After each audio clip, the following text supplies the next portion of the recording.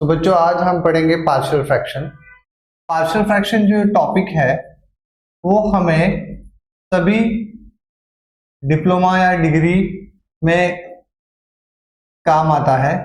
यहाँ पे partial fraction का डिप्लोमा में डायरेक्टली एक चैप्टर है और आगे आपको 12th हो या फिर आपको इंजीनियरिंग करना हो तो उसमें सब पार्ट करके आप इसको इस्तेमाल कर सकते हो।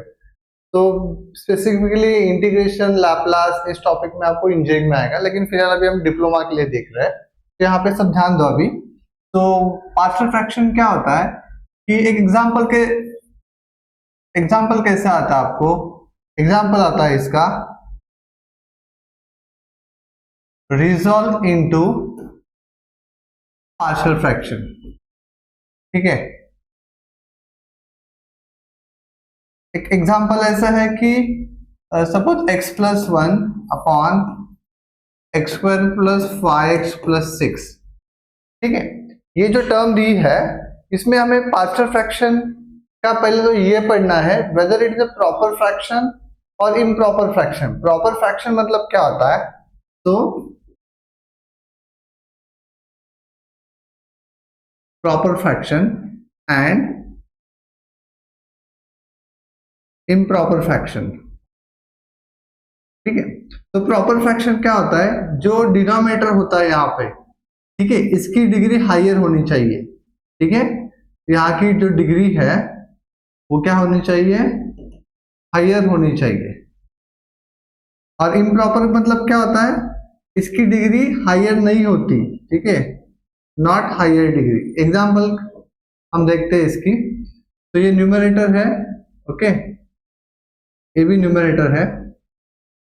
यहाँ पे सपोज आपको x cube plus 3x plus something something कुछ भी दिया और यहाँ पे दिया एक्स स्क्वायर प्लस 2। ओके, और यहाँ पे मैं दे रहा हूँ आपको x cube plus 5x square plus 7x।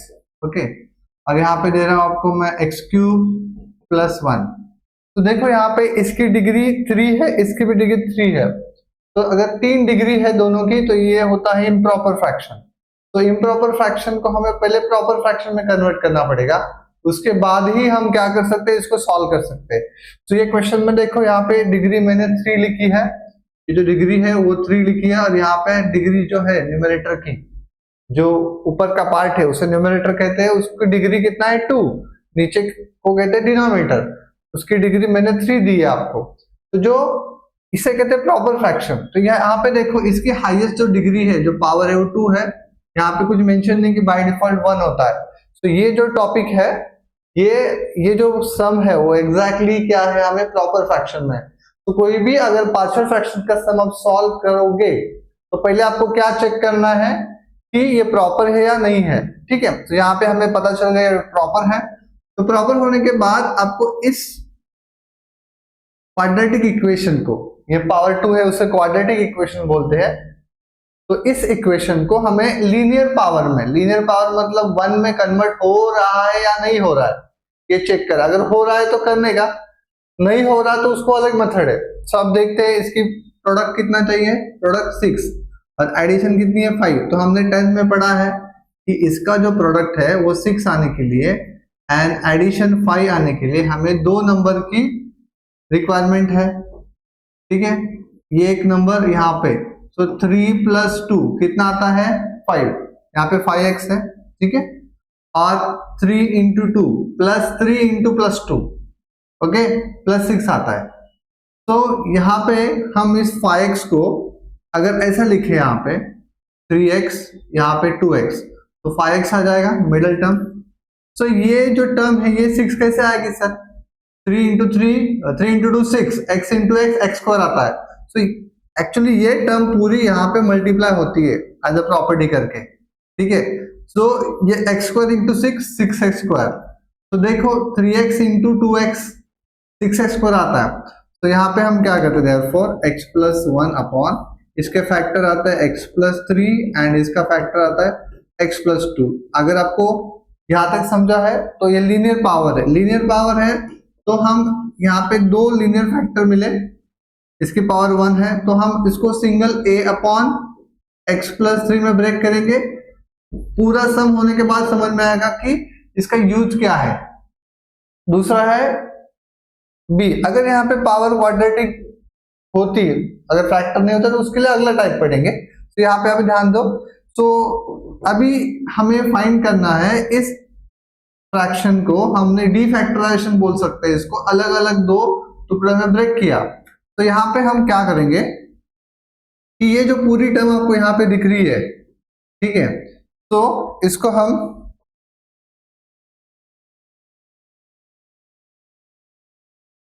इस साइड भेजेंगे।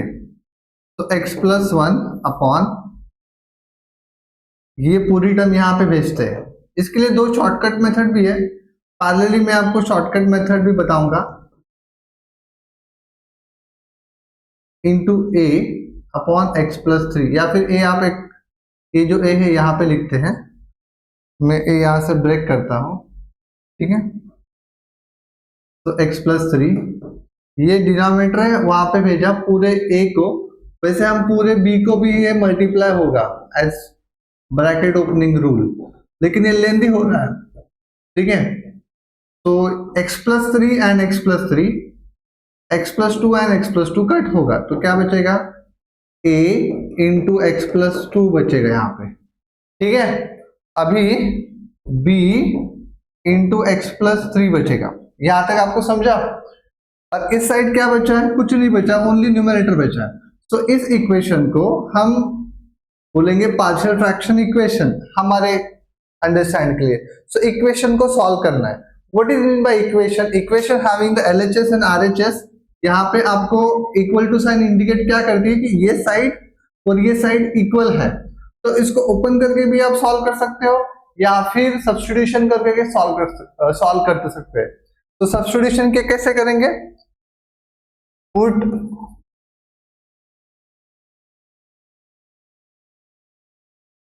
अभी हम टू फाइंड ए,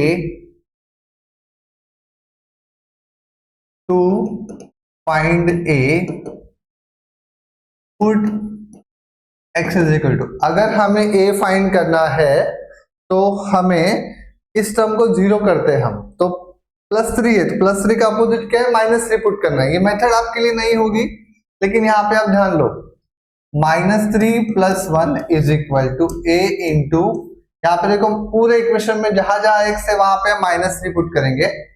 तो यहाँ पे -3 + 2 आएगा, यहाँ पे b इंटू -3 + 3 आएगा। 1 - 3 कितना होता है, -2, 2 - 3 कितना होता है, -1, -3 + 3 कितना होता है, 0, ये 0 हो जाएगा। अगर हम सॉल्व करें b into 0 0, a into -1 -a यानी -2, ठीक है।